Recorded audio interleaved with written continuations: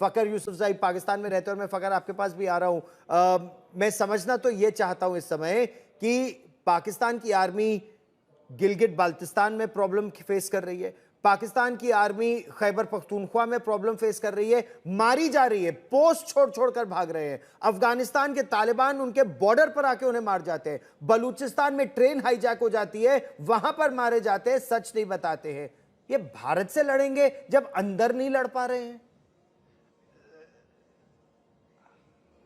से गौरव, एक चीज आप ध्यान रखना, पूरी दुनिया में शायद एक ऐसा देश है जो सारी जंगें हारा है भारत से, बट इन्होंने अपना नैरेटिव अपने देश में ऐसा दिया है कि इन्होंने सारी जंग भारत से जीत ली है। अब 93,000 प्रिजनर्स ऑफ वॉर 71 वॉर के बाद उन्होंने हथियार डाले, 3 महीने भारत में रहे। उसमें लेफ्टिनेंट जनरल थे एक, उसमें 4 या 5 मेजर जनरल थे, 20-22 ब्रिगेडियर थे, बाकी जवान थे जो भारत में रहे। उसका उनकी बुक्स में कहीं जिक्र नहीं है। इनके अपने कितने जहाज नीचे गिरा दिए गए, इनकी जो सर्जिकल स्ट्राइक्स हुई हैं पुलवामा में या बालाकोट में, इन्होंने ऐसा नैरेटिव पेश किया कि हमारे कुछ पेड़ गिरा दिए इन्होंने, कुछ खेतों में बम गिरा दिए, कुछ ऐसा कर दिया। एंड वहां की जो गलेबल पब्लिक है उसको अपने प्रति उन्होंने इतना रुझाया हुआ है कि वो कभी फौज को बुरा मान नहीं सकते। बट अब हालात चेंज हो रहे हैं। अब इनकी never ever in the history of Pakistan उनकी आर्मी इतनी बुरी नजर से देखी गई है जितनी अब देखी जा रही है। सो कहीं ना कहीं मोरल मोटिवेशन हर तरफ से अफेक्ट हो रहा है, and they are thinned, their moral motivation is low, and it is a matter of time that the government and the services will take a decision and strike at the weakest point. Pakistan के weakest point पर भारत की सेना जब उन्हें उचित लगेगा उस समय वार करेगी, क्योंकि इस बार वार केवल हाफिज सईद और मसूद अजहर जैसे आतंकवादियों पर नहीं होना है, आतंक के आकाओं पर होना है। और आतंक के वो आका पाकिस्तान की सेना में बैठे आसिम मुनीर जैसे लोग हैं। लेकिन फ़खर यूसुफज़ई, मैं आपसे समझना चाहता हूं कि ड्यूरेंट लाइन, यानी अफगानिस्तान पाकिस्तान को डिवाइड करने वाली लाइन, उसमें पाकिस्तान की सेना क्या रोज मार खा रही है? क्या 150 जो पाकिस्तान आर्मी के बच्चे जो आर्मी पब्लिक स्कूल पेशावर में मार दिए गए थे, उसके बाद जो उसके लिए दोषी थे वो फरार हो गए थे? क्या बलूचिस्तान में रोज पाकिस्तान की आर्मी पर अटैक्स हो रहे हैं? और ऐसी परिस्थिति में जब आपके 2-2 कोर वहां पर या 2 कोर से ज्यादा वहां पर इंगेज्ड है, क्या पाकिस्तान की सेना अलग अलग मोर्चों पर लड़ सकती है, या अगर इस मोर्चे पर आई तो बलूचिस्तान हाथ से निकल सकता है? एक दो चीजें आपको बताना चाहूंगा गौरव। एक तो ये कि खैबर पुख्तनख्वा की जो जंग है वो अब से नहीं है, तकरीबन उसको जंग को हुए 22-23 साल हो गए। वो गुरीला एक वॉर है, टीटीपी या उसके मुख्तलिफ ग्रुप्स जो हैं उसको लड़ रहे हैं, और वो पाकिस्तान के लिए शुरू में मैं कहता हूँ बड़ी एक मुश्किल वॉर थी, अब भी मुश्किल है, लेकिन शायद अब कुछ चीजों को 2021 के बाद मैं पाकिस्तानी प्रोपेगेंडा नहीं चाहता, फ़खर समझिए मेरी बात।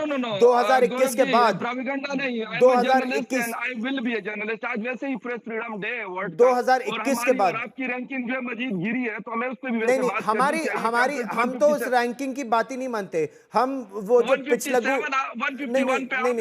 वो थर्ड रेट वेस्टर्न रैंकिंग हम मानते नहीं है। वो अपना एजेंडा चलाते हैं, वो अपना एजेंडा चलाते हैं, हमको मालूम है, हम अपना ठीक चलते हैं। जब हमारे खिलाफ कोई चीज आती है उसको हम नहीं मानते। ये हमारी शक्ति है, ये मान जाओ, ये हमारी शक्ति है। हम एक ताकतवर देश है, हम बहुत ताकतवर देश हैं। हम अपने उस पे गुरूर पर दुनिया को जलाना जानते हैं।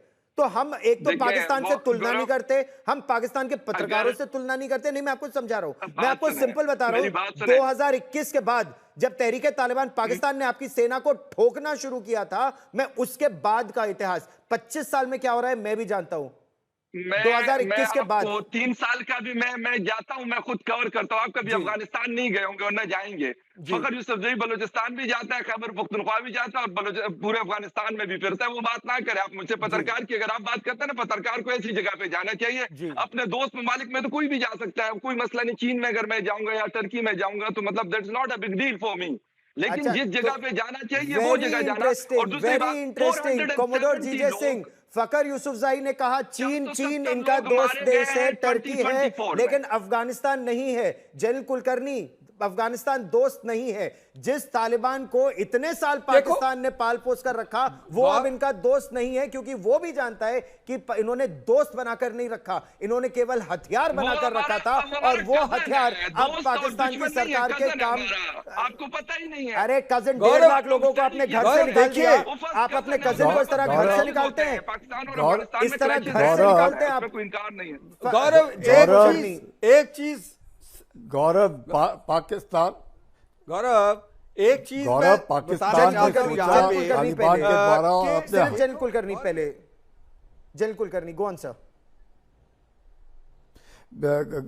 गौरव, पाकिस्तान ने सोचा अफगानिस्तान एक डेप्थ प्रोवाइड करेगा पाकिस्तान को, और फिर वो हमला भारत की ओर देखेगा। ये हम भारत को उनको ये नहीं मालूम था कि तालिबान ने ही, और तहरीके तालिबान पाकिस्तान का ही है, और ऐसे इनको मार रहे हैं। क्यों? उन्होंने हक्कानी नेटवर्क के द्वारा अपने आप एक ऐसी रंजिश साजी कि अफगानी और तालिबान जो सरकार, ये तालिबान 2 है, इतने परेशान हो गए, तंग आ गए पाकिस्तान से कि उनकी जो अंदरूनी पॉलिटिक्स है, जिसके द्वारा वहां पे अफगानिस्तान तो ड्यूरांड लाइन को बिल्कुल भी रिकॉग्नाइज नहीं करता है, और उसको लेकर के जिस प्रकार से फेंसिंग शुरू की पाकिस्तान ने, और उस फेंसिंग की भी वो परवाह नहीं करता, रोज फेंसिंग तोड़ देते हैं। और जिस तरीके से पठान आधे जाते रहते हैं, आधे पठान पाकिस्तान में है और आधे पठान, इतने ही नहीं, तकरीबन 7 से 8 लाख पठानों को पाकिस्तान ने बेघर करके अफगानिस्तान भेज दिया है। तो नफरत तो होगी ना